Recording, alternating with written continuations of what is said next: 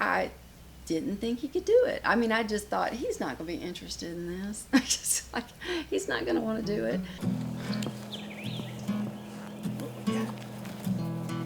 Hey, you lazy man. You gonna get him? Look at there. Heck yeah. Oh, yeah. I'm getting number 2. Give me that gun. Give me that gun. I'm going to kill him. Other way. You're a true turkey hunter, I tell you that. I told you I was surprised. I was shocked out of my mind. I said, I can't even get you out in the grass, and you're going to go out in the freezing butt cold with a gun, and you're shaking, your teeth are rattling, and stay there until you see an animal that may or may not come.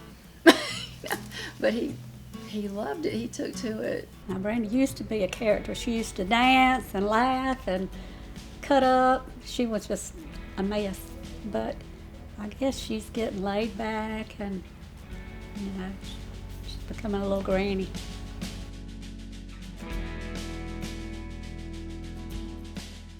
When she was born, I was 20, and when she was born, the doctors came in and told us that they didn't think she would live, that she had a heart defect, and when she was a week old, they wanted us to take her to Birmingham. And they told us they didn't think she would walk, crawl, talk, and they suggested we institutionalize her. And we told them that was not an option, that we were going to take her home and love her and do the best we could for her. Well, also when she was born, another thing that I cried, my daddy was leaning over talking to me, and I cried, and I remember hugging him. And I said, Daddy, she'll never get to be a cheerleader. I said, Daddy, she'll never get to play softball like I did. And I remember, I lost my daddy a year ago, and I remember me and him just hugging and crying. And now I look back, and I think about all the things that she's been able to do. And every hunt that she went on this year, I kept thinking, look what she's able to do. Look what she's gotten to do this year. She went to Abu Dhabi. She went to Ireland. She's here in Wyoming. She's here in Florida. And look what she's been able to do. She got a Grand Slam. Look how many men has wanted to do a Grand Slam. Sweet mother, she has done a Grand Slam. You ready? This is it. Feel good. Probably the most gorgeous piece of property in the state of Florida. If not the whole Southeast. He just needed a hobby, you know, something he could grip onto, and that's what Big Dreams became. It was something he could just hang on to and feel a part of and learn it from the bottom up, you know, learn the basic stuff, and then now he's killing alligators and turkeys, a lot of turkeys. Sharpie Look at really that worked. Sharpie. That Sharpie really worked. All right, put it on your head. You gotta put it on. Put it back on. Okay, there you go. Real men wear wet hats. I don't care. That's right. I don't care if I get wet or not. I called Becky and I said, I need help. This child is depressed. And she goes, well, Justin's not normally like that. And I said, I know. I said, but I can't, you know, I can't put my finger on it. And we went to the neurologist, and they wanted to send him to a psychiatrist. Anyway, you know, he just needed something to focus on. Right there, it's in that bag.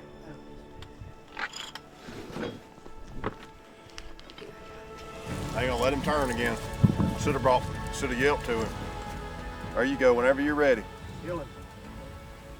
Something special that's been so special to me is I watched, when we were in Florida, I watched her, Philip Culpepper.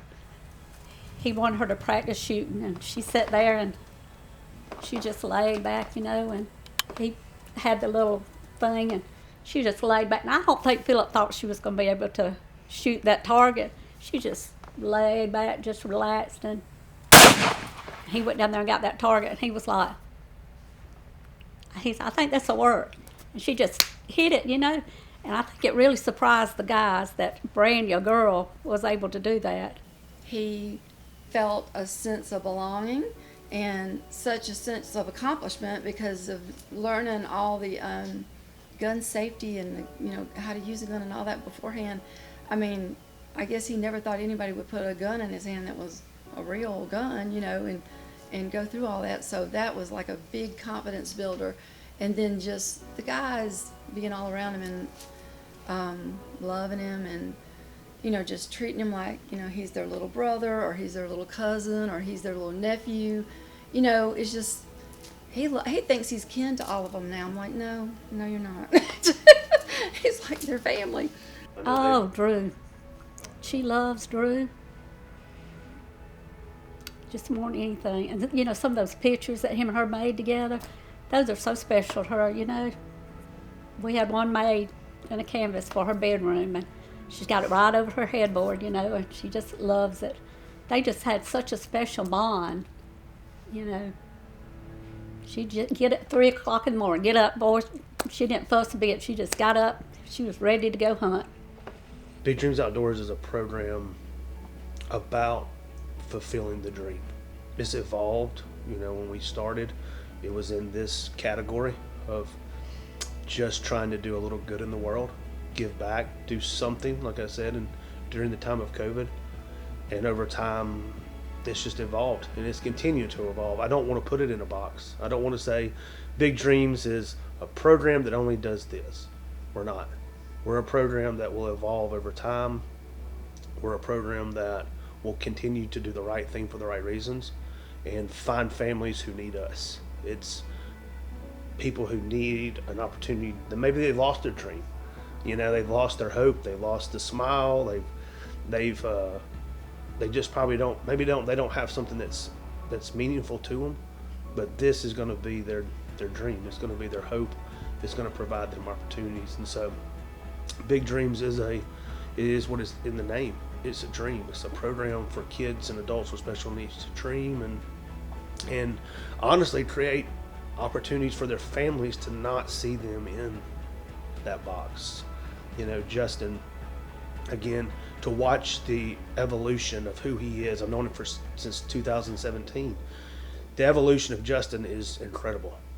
To see a kid who was fun, he was full of life, but to see him transform into a man who can go into a hunting camp, he can be a man, he can be serious. He can sit in the turkey woods for 2 hours and be dead still and be serious. It's not a joke. This was something that was important. Same thing for Brandy.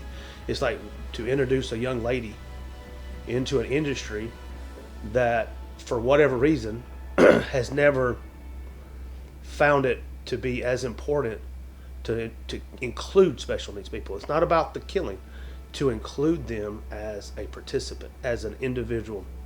She's been able to represent women, and not just special needs women, just represent women. She's just a great woman that can, you know, provide so much to a hunting camp. And that's what we want to stop. We don't want to stigmatize these guys as, well, this disability hunt. It's not a disability hunt. We're not taking kids and adults on a disability hunt. We're taking them hunting. They have hunting license. We do hunter safety. They know how to hunt, and we've proven that. Big Dreams broke that barrier that everybody may have had, that we're going to do a disability hunt. That's not what we do. This is hunting. It is outdoor activities. Just like every person, there may be special accommodations that need to be made. There may be supports that need to happen. And that's not based upon a disability. You know, there are grown men that might not be able to go and hike Alaska because they're not physically capable to go chase mountain goats. But with the right accommodations, the right hunting lodge, the right outfitter, that dream might be able to come true. Well, it's the same thing for these guys. Just because they have their ability may be a little different, we can create the opportunity. We can customize it and make it where that person can go out and achieve their dream.